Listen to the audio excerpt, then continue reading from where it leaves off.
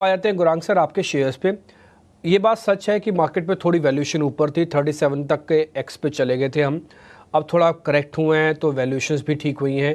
और थोड़ी देर पहले मैं कुणाल परार जो आपके मित्र हैं उनसे भी मैं बातचीत कर रहा था, वो भी ये बात मानने के लिए एग्री हैं कि इस समय माल इकट्ठा करने का समय है। भले आप पूरा मत लगाओ, 100 में से 25 रुपये लगाओ, लेकिन 25 रुपये लगाओ ज़रूर, क्योंकि फिर अपॉर्चुनिटी शायद आपको वापस मिले। तो सर ये 25 रुपये आपके हिसाब से कहाँ पे लगाने हैं?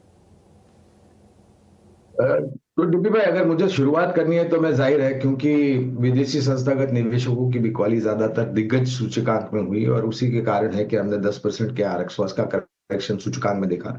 कुछ शेयर्स में क्षेत्र के आधार पर बिकवाली कुछ थोड़ी बहुत हावी और होती हुई दिखी, क्योंकि नतीजे भी कमजोर आए थे, इसमें भी कोई दो राय नहीं है।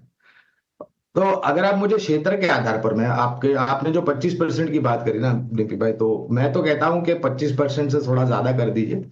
अगर आपके पास जोखिम झेलने की क्षमता है, अगर नहीं है तो 25% भी ठीक है। तो प्राथमिकता के आधार पर मैं 4 या 5 क्षेत्र आपके सामने रख देता हूँ, जिससे दर्शकों को मेरे ख्याल से थोड़ी बहुत समझने में आसानी हो जाएगी और सहूलियत हो जाएगी।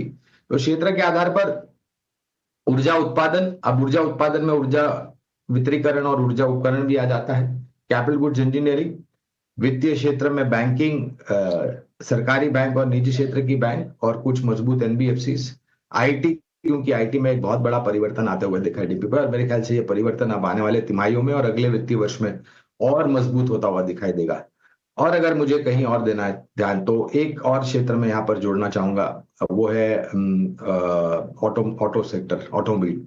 तो ये 4 या 5 क्षेत्र है जहां पर दिग्गजों पर पहले आप ध्यान दें, और फिर अगर आपको थोड़ा बहुत और आपकी समझ अगर गहरी है और आपके पास जोखिम झेलने की क्षमता थोड़ी बहुत ज्यादा है, तो आप फिर यहाँ पर मझौली कंपनियों पर भी ध्यान से। ये तमाम स्टॉक्स हैं, सेक्टर्स हैं जिन पर आपको फोकस करके चलना है।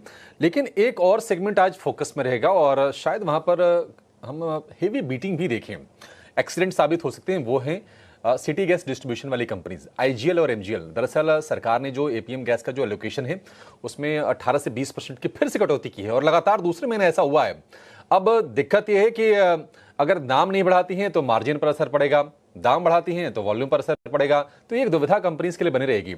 Gaurang sir, good morning. बताइए कितनी बड़ी चिंता है ये सीजीडीज के लिए और किस तरह से देख रहे हैं आप इस खबर को? आपको भी प्रणाम और शुभ प्रभात हमारी तरफ से। तो देखिए, भाव को लेकर के और एडजस्टमेंट को लेकर के सिटी गैस डिस्ट्रीब्यूशन कंपनीज को हमेशा थोड़ी बहुत दिक्कत का सामना करना पड़ता है, इसमें कोई दो राय नहीं है। हाँ, लेकिन ये भी वास्तविकता है कि जिस प्रकार से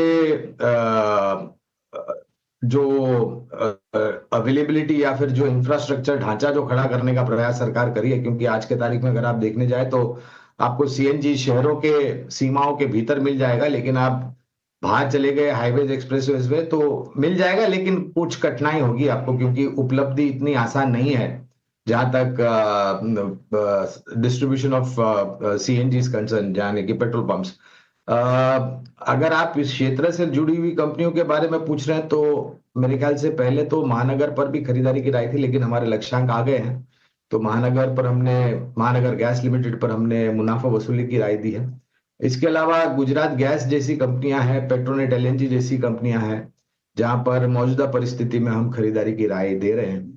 और देखिए, एक बात है, वॉल्यूम अगर बढ़ेगा, जैसे जैसे उपलब्धि थोड़ी बहुत आसान हो जाएगी मिलना, तो फिर एक बहुत बड़ा गेम चेंजर हो जाएगा ये।